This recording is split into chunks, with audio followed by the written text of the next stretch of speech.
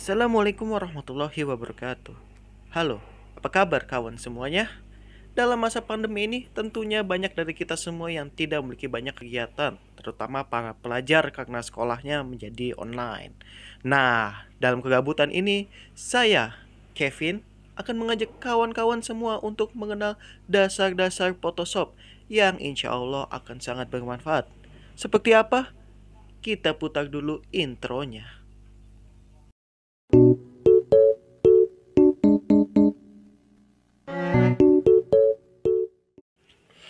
Sebelum kita mengenal Photoshop lebih jauh, perlu kawan-kawan ketahui bahwa pembelajaran Photoshop merupakan bagian dari pembelajaran ilmu multimedia.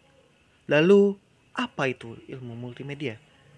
Jadi dalam salah satu sumber disebutkan bahwa multimedia merupakan kombinasi teks, seni, suara, gambar, animasi, dan video yang disampaikan dengan komputer atau dimanipulasi secara digital dan dapat disampaikan atau dikontrol secara interaktif.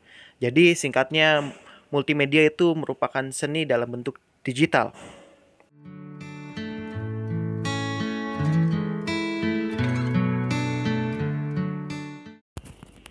Selain Photoshop yang menggunakan elemen media gambar untuk menghasilkan konten informasi ataupun konten komunikasi, ada pula hal lainnya yang dipelajari dan dapat dihasilkan dari ilmu multimedia, seperti misalnya media animasi, media suara pada musik ataupun sound effect, media special effect,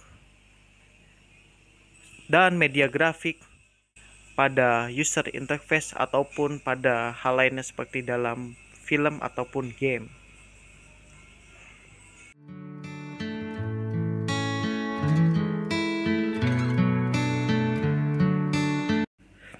Kembali ke laptop.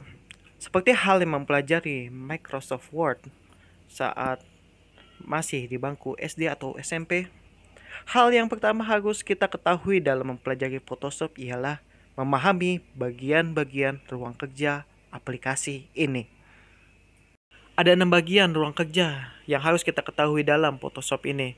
Yang pertama yang berada di tengah yaitu halaman kerja atau workspace, yaitu tempat untuk melakukan proses editing seperti memasukkan gambar, teks, dan lain sebagainya. Kemudian yang di paling atas itu ada menu bar, salah satu bagian yang memiliki berbagai menu dan berguna untuk melakukan perintah seperti membuat halaman kerja baru, membuka file gambar, ataupun fungsi lainnya seperti copy and paste. Lalu di bagian bawah dari menu bar terdapat Tools Option Bar, pengaturan lanjutan pada tool yang digunakan dari menu Toolbox. Kemudian di samping kiri ada Toolbox itu sendiri, yaitu sebuah bar yang berisi berbagai macam tools yang dapat melakukan fungsi-fungsi editing. Lalu di samping kanan ada panel atau palette. Panel terdiri dari navigation panel, kalau panel history panel, serta yang terpenting yaitu adalah layer panel yang akan kita bahas nanti. Kemudian yang terakhir ada tab halaman kerja, yaitu bagian yang berfungsi memperlihatkan serta memilih berbagai halaman kerja yang sedang kita buat. Jadi kita bisa berpindah dari halaman kerja yang satu ataupun ke halaman kerja lainnya.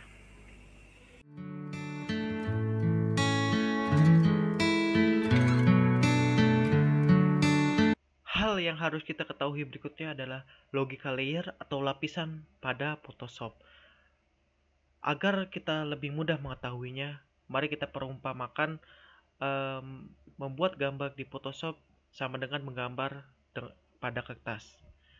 Sekarang kita akan membuat gambar gunung. Jadi pertama-tama kawan-kawan bisa meletakkan objek terjauh dulu seperti misalkan langit dilanjutkan oleh daratan dan objek-objek seterusnya.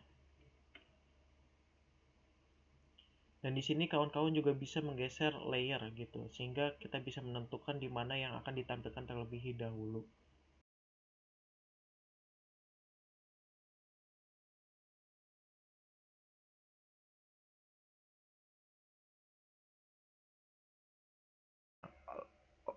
Gambar akan menampilkan layer yang paling atas terlebih dahulu, lalu dilanjutkan oleh layer yang berada di bawahnya dan begitu seterusnya. Tidak hanya itu, layer pada Photoshop juga bisa diubah-ubah Seperti misalkan warna objek pada layer bisa diubah menjadi warna lainnya, seperti hal berikut menjadi warna merah seperti itu, ataupun bisa digabungkan dan banyak hal lainnya yang bisa dilakukan uh, dalam memanfaatkan layer dalam Photoshop ini.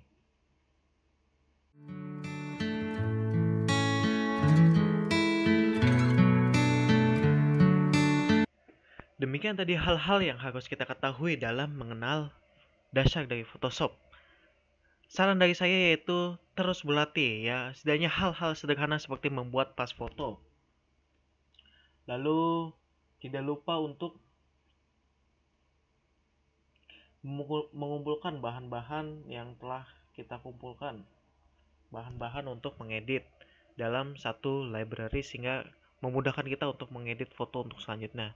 Dan yang terakhir yaitu terus kreatif dalam menggunakan tools-tools yang ada dalam Photoshop ini sehingga kita bisa terus berkembang. Ya, demikianlah video yang saya sampaikan. Semoga bermanfaat. Wassalamualaikum warahmatullahi wabarakatuh.